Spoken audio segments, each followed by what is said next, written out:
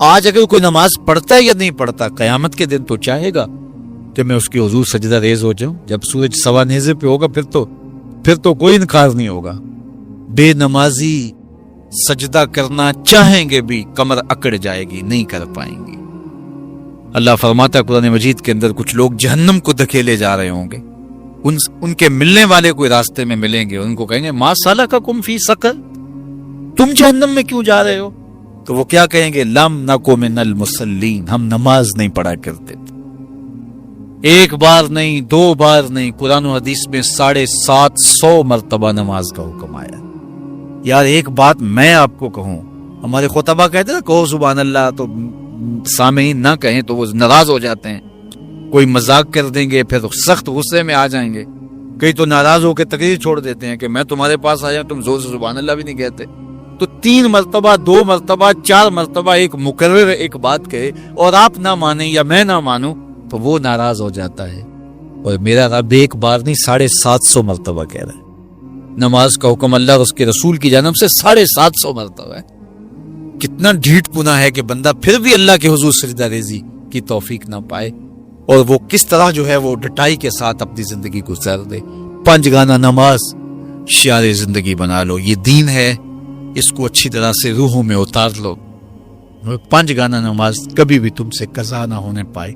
اور اگر ہو سکے تو سحری کے سجدوں کی بھی عادت ڈال لو. اس وقت رحمتیں اترتی ہیں، رزق بٹتا ہے، کرم نوازیوں کا نور اترتا ہے. یہ جو آپ کہتے ہیں گھر میں ٹینشن بہت ہے، پریشانیاں بہت ہیں، مسائل بہت ہیں، اپنے بھی دشمن ہو گئے، شریکہ برادری نے مار دیا، کتنے مسائل ہیں. آپ سجدے تہجد کے ادا کرنے شروع کر دیں، روح کو قرار آ جائے، باطن کو چین آ جائے گا. ایک روایت میں آتا ہے حدیث پاک میں کہ جب سحری کا وقت ہوتا ہے تو شوہر اٹھتا ہے اور اپنی بیوی کو کہتا ہے اللہ کی بندی تو بھی اٹھ اور اللہ کے حضور سجدہ ریزی کریں. سارے دن کی تھکی ہوئی خاتون اٹھ نہیں پاتی تو وہ خیر وضو کر کے واپس جب آتا ہے تو چلو میں تھوڑا سا پانی لے آتا ہے اور اپنی بیوی کے چہرے پہ چھڑک دیتا ہے اور مصلی بچھا کے نماز پڑھنے لگ جاتا ہے. تو بیوی اٹھتی ہے، دیکھتی ہے کہ میرا شوہر نماز پڑھ رہا ہے تو اس کو بھی خیال آتا ہے تو وہ بھی اٹھتی ہے، وضو کرتی ہے، شوہر کے قریب مصلی بچھا کے وہ بھی نماز پڑھنے لگ جاتی. سحری کا وقت ہے، نیم اندھیرا ہے، کوئی دیکھنے والا نہیں. کبھی شوہر سجدے میں ہے، کبھی بیوی قیام میں، کبھی وہ رکوع میں ہے، کبھی یہ قومے میں ہے، کبھی وہ جلسے میں ہے. دونوں اللہ کے حضور سجدہ ریزیاں کر رہے ہیں.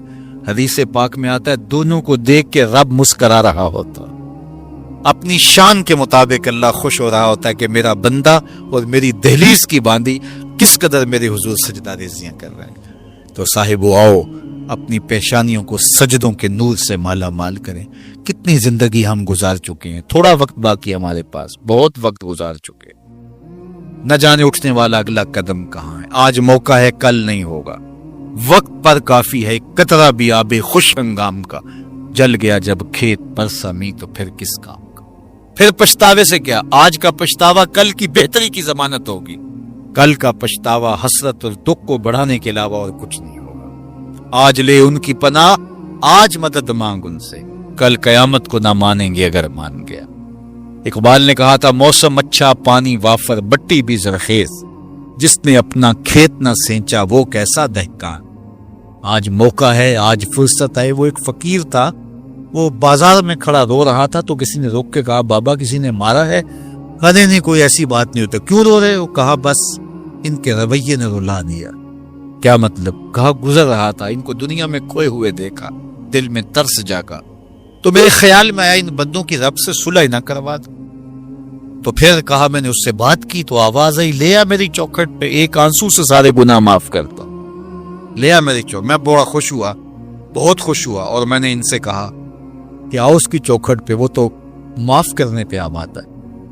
تو میں تو بڑی خوشی سے ان کو یہ خبر دی. یہ الٹا میرا مذاق اڑانے لگے، جا بابا کام کر، تجھے کیا پتا دنیا داری کیا ہوتی ہے، بچے بھی تو پال لیں، تم آ کے ہمارے سر پہ کھڑے ہو گئے. یہ الٹا میرا مذاق اڑانے لگے، مجھے کوسنے دینے لگے. وہ تو مان رہے، یہی نہیں مان رہے. تو مجھے ان کے رویے پہ رونا آ گیا. اگلے دن وہی شخص قبرستان کے قریب سے گزرا، دیکھا کہ وہی بابا قبرستان میں کھڑا رو رہا ہے. تو پھر رک گیا، کہا بابا بازاروں میں بھی روتا ہے، قبرستانوں میں بھی روتا ہے، آج کیا ماجرا ہوا؟ کہا کہانی کل والی ہے. کہا کیا مطلب؟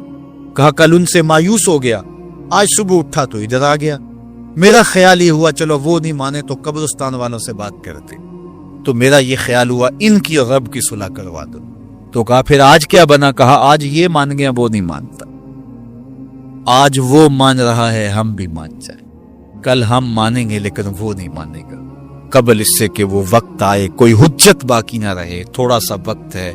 وہ کسی نے کہا نا اج سا بھی نے کھلے راہ بھی نے، انج ٹوک نوکھڑے ٹکڑے نہیں، ٹر پویں تے پینڈے مک جاندے، کار بیٹھیاں فاصلے مکنے نہیں۔ آج میرے پاس بھی وقت ہے، آپ کے پاس بھی وقت ہے، اپنی مختصر زندگی کو اللہ اور اس کے رسول کے نام لگا دیں۔ یہی میسج ہے، یہ میلاد کا میسج بھی ہے، یہ معراج کا میسج بھی ہے، یہ 10 محرم کا میسج بھی ہے، یہ کربلا کا میسج بھی ہے، یہ 11ویں کا میسج بھی ہے، یہ 12ویں کا میسج بھی ہے کہ اللہ اس کے رسول سے جڑ جاؤ۔ اور اگر یہ نہیں ہے تو پھر کیا فائدہ ہمارا بیٹھنے کا، اور کیا فائدہ ہمارے اجتماع اور جلسے منعقد کر؟ پھر ہماری ذات کے چسکے ہوں گے، ہمارے کانوں کی لذت رہ جائے گی۔ میں آؤں گا تو آپ کھڑے ہو جائیں گے، نعرے لگائیں گے، میرا نفس پلتا رہے گا، کیا بات ہے، میں تو بہت بڑا ہوں۔ اللہ کے رسول کی نعت رک جائے گی، میری تعظیم کے لیے لوگ کھڑے ہو جائیں گے، اس سے مجھے بھی نشہ ملے گا اور لوگوں کو بھی لذت ملے گی۔ صاحب نہیں، ہم سب غلام نوکر ہیں۔ رضا ثاقب بہت بڑا ہوگا، رسول اللہ کی نعت سے بڑا نہیں ہے۔ حضور نے ارشاد فرمایا جو شخص یہ چاہے کہ لوگ میرا کھڑے ہو کے استقبال کریں، وہ اپنا ٹھکانہ جہنم میں تلاش کر لے۔ یہ چھوٹی وعید ہے، یہ رونگٹے کھڑے کر دیتی ہے، بلکہ نفس کی چالیں تو اتنی باریک ہیں کہ حضرت بایزید بستامی بولے کہ میں نے ایک دن اپنے نفس سے کہا کہ میں تجھے غذا بھی نہیں دیتا، تو پھر بھی اتنا موٹا تازہ کیوں ہے؟ تو کہتے ہیں میرے نفس نے مجھے جواب دیا کہ بایزید جب تو گلیوں بازاروں سے گزرتا ہے نا تو لوگ انگلی کے اشارے کر کر کے کہتے ہیں یہ بایزید جا رہا ہے، یہ بایزید جا رہا ہے، میری غذا مجھے اس سے مل جاتی، اس کی تو چالیں بڑی باریک ہیں۔ واہ واہ بڑا جلسہ کروایا جی، کمال ہو گئی، منتظمین اس پہ راضی ہو گئی۔ صاحب اس کی ضرورت نہیں ہے، ضرورت یہ ہے کہ کیا میرے عمل میں تبدیلی آئی، میری زندگی میں کوئی تبدیلی آئی، میری پیشانی کو سجدہ نصیب ہوا یا نہیں ہوا، میں اپنے پچھلے گناہوں پہ نادم ہوا ہوں یا نہیں ہوا، مجھے شرمندگی ہوئی ہے یا نہیں ہوئی، میں نے قبر کے لیے کوئی روشنی تلاش کی ہے کہ نہیں، قبر کے چراغاں کا بھی تو اہتمام کرنا ہے، وہاں کی بھی تو روشنی اکٹھی کرنا، وہاں بھی تو سخت اندھیرا ہے، وہاں تو وحشت ہے، اللہ اکبر، تو وہاں کے لیے بھی تو کچھ چراغاں کرنا ہے۔ تو یہ مختصر زندگی اپنی قبر کو روشن کرنے کے لیے، اپنی آخرت کو پر نور کرنے کے لیے، اللہ اور اس کے رسول کی رضا جوئی کے لیے گزار دو۔ اقبال کے سارے کلام کا رس نچوڑیں تو خلاصہ یہ نکلتا ہے کہ محمد سے وفا تو نے تو ہم تیرے ہیں، یہ جہاں چیز ہے کیا لوح و قلم تیرے ہیں۔ کہا ان سے وفا کر لو، پھر قلم بھی تمہیں دے دیں گے، تختی بھی تمہیں دے دیں گے، جو لکھنا ہوا خود ہی لکھ لینا، پھر تیری تقدیر کے فیصلے واشنگٹن میں نہیں ہوں گے، بلکہ خدا بندے سے خود پوچھے گا بتا تیری رضا کیا۔ شرط یہ ہے کہ جب دل کا رشتہ حضور سے جڑ جائے، قرآن اور صاحب قرآن سے جڑ جائے۔ آئیے میں اور آپ اپنی زندگی کو ان کے نام لگائیں۔ نماز عشاء کا وقت ہوا چاہ رہا ہے، میں جتنی باتیں کر لیں اگر ان پہ عمل ہو جائے تو میرے لیے اور آپ کے لیے اتنا ہی کافی ہے۔ اللہ ہمارے مولانا طاہر صاحب کو درجوں کی بلندیاں عطا کرے، ان کے کام کو قبول کرے، ان کے رفقا، اراکین انجمن اور آپ جتنے لوگ تشریف لائے، آپ سب کو اس محفل کی برکتیں عطا دیں۔ اپنی نسلوں کو بچاؤ، اپنے بچوں کو درود و سلام کی لوریاں دو اور ان کو حضور علیہ الصلوۃ والسلام کی محبت سکھاؤ، اور کبھی سجدے سے انہیں دور نہ رہنے دینا۔